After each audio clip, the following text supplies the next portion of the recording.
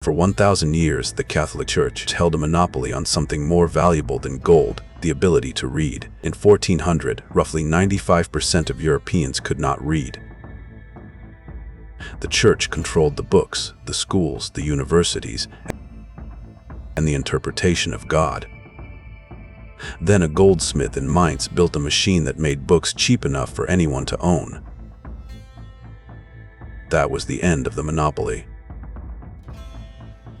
In medieval Europe, the Church was not simply a religious institution.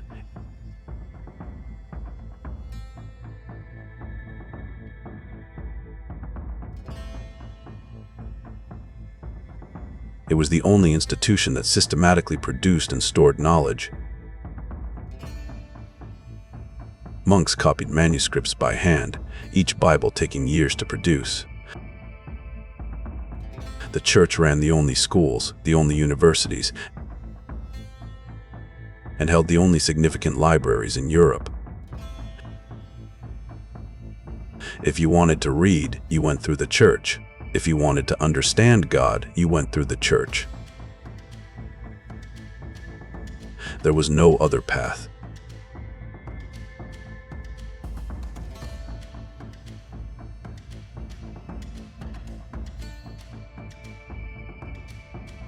This was not oppression in the modern sense.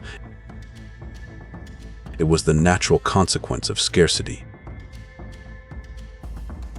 Books were extraordinarily expensive because every word had to be written by hand. The Church had the resources and the organization to produce them.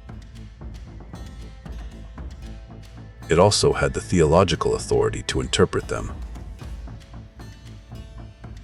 For 1,000 years, this arrangement held because no one had a reason to challenge it and no technology to do so. Both of those things changed in 1450.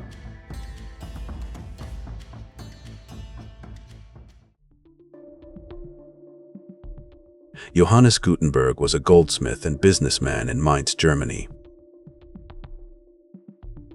In 1450, he adapted the screw mechanism of a wine press to create a device that could press inked metal type onto paper. He was not trying to liberate knowledge. He was trying to sell Bibles. His first major print run produced approximately 180 Bibles over 3 years. A hand-copied Bible cost the equivalent of a house. A Gutenberg Bible cost the equivalent of a good coat. Same words, same God, 1/50th of the price.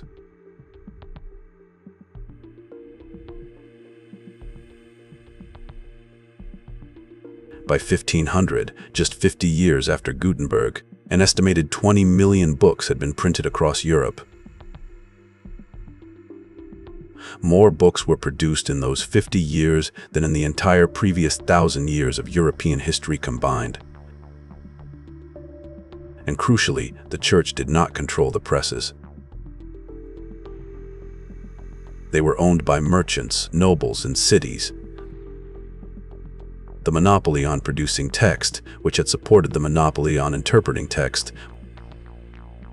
was gone in half a century.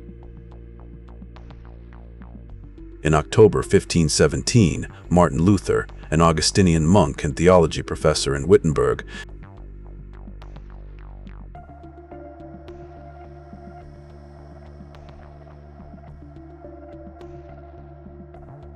nailed a document to the door of the castle church.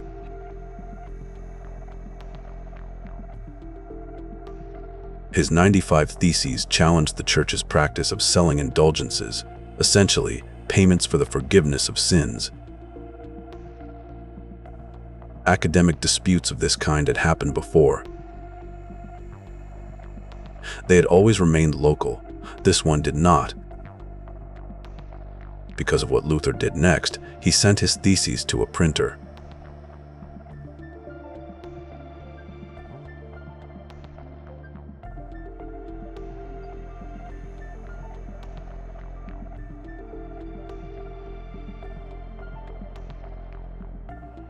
Pope Leo X excommunicated Luther in 1521. He expected this to silence him. Instead, Luther printed his response. The Church attempted to create lists of banned books, the Index Librorum Prohibitorum. But to enforce a book ban, you need to control the presses. And the presses were no longer in monasteries. They were in cities, owned by merchants who answered to city councils, not to Rome. The Church had spent 1,000 years as the sole publisher of European thought. It had lost that position before it understood what had happened.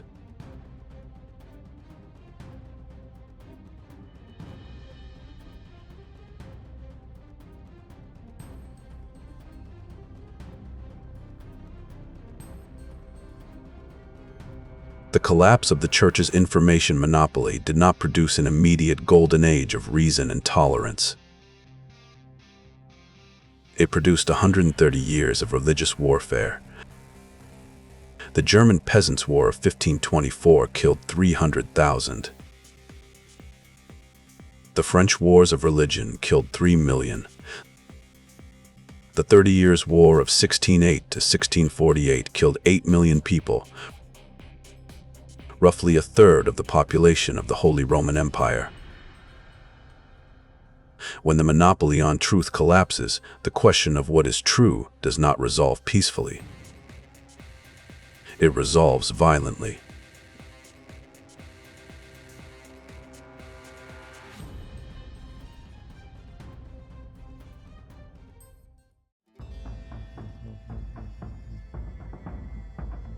The Catholic Church did not disappear.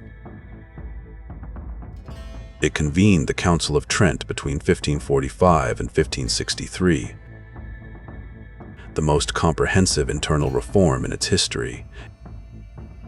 It created the Jesuits, the most sophisticated educational and missionary organization in the world. It embraced printing for its own purposes. It reformed the practices that Luther had attacked. The Church survived, but as one institution among many, no longer the sole mediator between European humanity and God. The monopoly was gone. The institution remained. The Catholic Church held a monopoly on European knowledge for 1,000 years.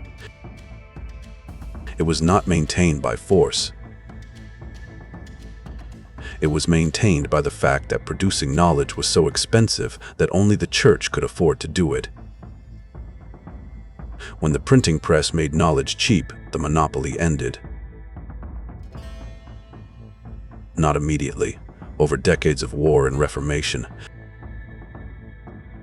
the Church survived, reformed, and continued. But it never recovered the position it had lost. Once people can access information directly, they stop needing an institution to mediate it for them. The printing press did not destroy the Church. It destroyed the Church's monopoly on truth.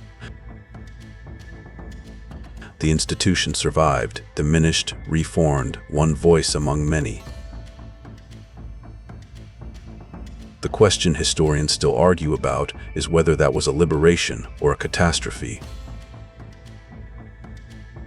And the second question, the one that should make you uncomfortable, is this. If the printing press was the technology that broke the last information monopoly, what is the technology that is breaking the current one? And who loses their monopoly this time?